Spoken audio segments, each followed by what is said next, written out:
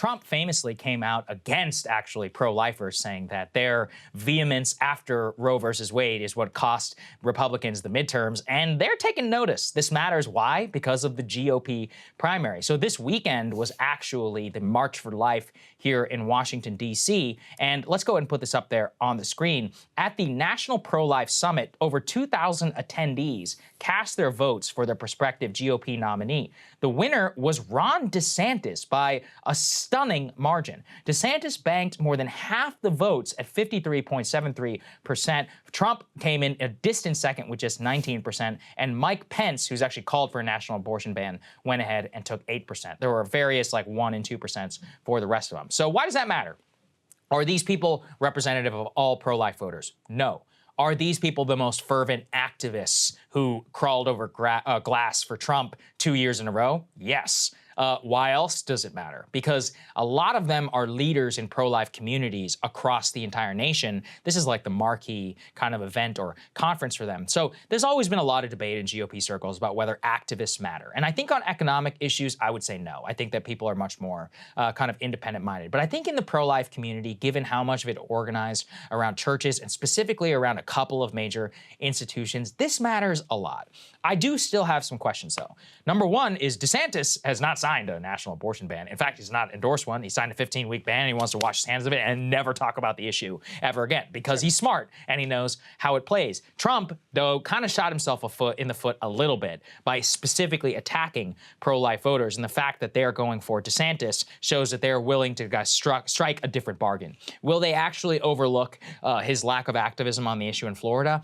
I'm not so sure. I definitely think he would be pushed. But this also shows me a clear opening in the primary, at least for the activists, to line up behind somebody who is not Trump. And these people, they handed him the presidency in 2016. They came out to vote in historic numbers, especially when he promised those Supreme Court justices. Will he be able to win them over again by saying, I'm the guy who got it done? Maybe some, but some still want to go much farther. Remember, Roe was like the starting point for many people. They want to go, for a full ban in many of the states, or even on the federal level if you go in ahead and ask Mike Pence. So I think this is a very significant action, actually, when I'm looking at it. Yeah, well, it also dovetails with something we covered last week, which is Governor Kristi Noem of South Dakota, who they're saying is trying to sort of line herself up for maybe a vice presidential position if Trump is the GOP nominee.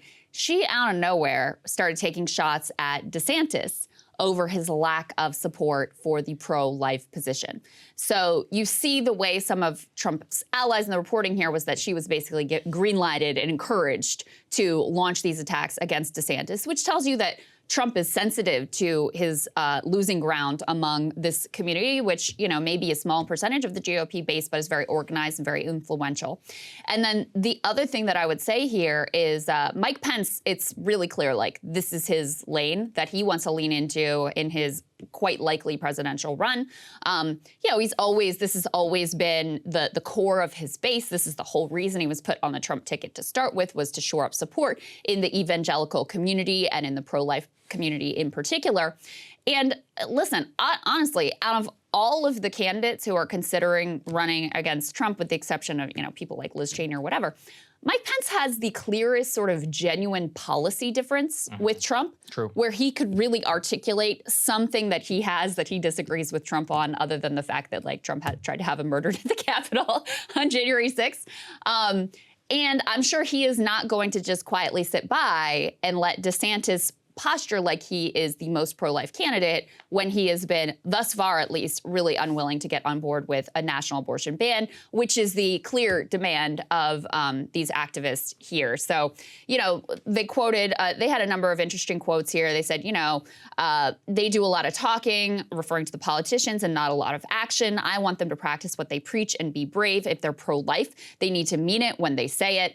And specifically, the focus is on this national abortion ban. So that seems like it's going to be the litmus test within this community. Now, maybe DeSantis can finesse this. Maybe just there's, other issues where they gravitate towards him and they're willing to overlook the fact that he hasn't been as hardline on these issues. But I think it's a long way before he really has a claim on this base and really is the clear frontrunner in terms of winning their support. Yeah, there's a big, obviously, look, the split matters. And let's go to the next one here. This is another reason why it matters, which is that on Sunday, Robert Jeffries, who was a huge supporter of Trump, has still refused to actually endorse the 2024 White House bid. And he shared the stage at his megachurch with Vice President Mike Pence. The very next day, actually, is whenever Trump lashed out at these evangelical leaders for being disloyal. You know that there's no way that Trump did not hear about that. Pastor Jeffries apparently shrugged off the criticism and said that it was time for Trump. He suggested it was time for Trump to move out of the way for a new generation of Republican candidates. I mean, that is incredibly significant because it's not just him. You know, another thing is you had a big evangelical activist actually in Iowa who was a major ground worker for Trump during the campaign. He says, when I saw that statement about disloyalty, you're not going to gain any traction by throwing the most loyal base under the bus and shifting blame. He's also talking about the pro-life statement that was there. So Trump is in a pickle because he does need these people to come out and vote for him. And ultimately, I think most of them will. Or, you know, maybe they'll stay home, but the proportion of their vote and all that matters in a general election. But for a primary, if they do back one of his opponents or any of this, I would be very worried. On the other hand, if let's say they all line up against Mike Pence, then who is Ron DeSantis going to win? Who are the anti-Trump non-pro-lifers? I mean, you know, I don't think there's that many of those people. Then you might as well be Ted Cruz, who ran against Trump in 2016 and go against the hard conservative voters. I say that in terms of more economic policy. So it's a scramble of the game. How much it matters, I really don't know. But it just shows you that there are fractures in the coalition right now, and they matter a lot. I think if this whole group went to Ron DeSantis, that's a problem for Trump. If they fracture amongst a number of other candidates, which is the most likely possibility, that's good for Trump. If they all consolidate behind a losing candidate like Mike Pence or Ted Cruz or whoever, that's also great for Trump. So it's not 100% clear that this is going to be some devastating blow for him. And I mean, listen, the way things look like they're shaping up right now, you got Nikki Haley out there imagining she is going to be president of the United States and clearly like forecasting that she's going to run. You got Mike Pompeo out there. You got Mike Pence out there. You know, Ted Cruz might take a shot at it, although I kind of doubt it. And obviously Ron DeSantis. If you have this big field and they're all taking little, you know, couple percentage point there, a little bit out of this base, a little bit out of that base, ultimately they're all eating into the group of Republicans who is open to the possibility of moving on from Trump.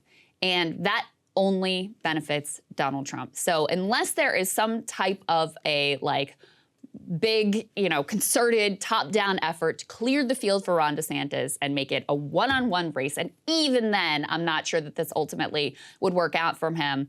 You know, this is still shaping up as Donald Trump's race ultimately to lose. Yeah, that's right. Hey guys, ready or not, 2024 is fully upon us now, and Saagar and I have been brainstorming ways that we can really up our game for this critical election. Yeah, we rely on our premium subs to expand our coverage, to add staff, to upgrade the studio. We just want to give you the best independent coverage of this election, which is possible. So if you can help us out, become a premium subscriber today, breakingpoints.com, or the link is down here in the description video. It really means the world to us, and if you like what we're all about, this is the best possible way to keep us 100% independent, working only for you.